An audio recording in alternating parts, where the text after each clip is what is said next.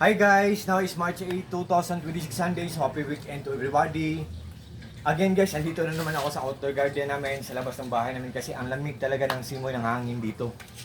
Ang ganda dito, nakakawala ng stress, very stress relieving. And by the way guys, sa video kong to, ipiflex ko na naman again tong aking jersey shirt na galing sa Dangerous Romance guys. Ang ganda ng accent or ang ganda ng design. Ang kapal ng tela, komportable pang suotin at ang ganda pa ng accent, ang ganda pa ng design. Hindi siya printing guys, patches siya guys. Oh. Tinahi siya, oh. Ang emblem ng NBA, emblem or logo, tinahi siya. Tapos ito mga tahi ito guys, hindi to printing. Mga patching. Ito ang accent niya o design niya dito. Oh, ang ganda. Tapos may pocket pa ang lalim. Sa kabila, tapos may slit siya, oh. May ganon siya sa side niya. Tapos sa kabilang corner, ito ang design niya. Yan. Tapos may pocket. Tapos ang kapal ng tela, guys. Ang ganda ng design, ang kapal ng tela. Napaka-komportableng suotin at saka double lining, guys. Double lining, oh. Oh, may tela sa ilalim at may tela dito. Hindi nila hindi nila tinitipid ang paggawa nila nito.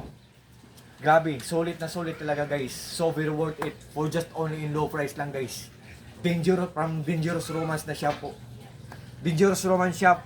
Sa shop niyo po, more clients to come, more blessings to come, more sales to come, more orders to come. Kasi I think ginawa talaga nila ang best nila guys para makuha nila ang contentment ng mga clients nila guys. Tapos may may lanyard pa, ang lanyard pang pahigpit, di ba? Tapos may aluminum or stainless. Sa sinabi ko kanina guys na I think ginawa nila ang best nila para makuha nila ang contentment ng mga clients nila. Ginandahan talaga nila, hindi na tinipid. Para para mag-crave ang mga clients nila para magpaulit-ulit na mag-orders kanila. Ganyan talaga siguro ang ginawa nila ng strategy. Ang ganda talaga ng shirt na to. Dangerous Romance po.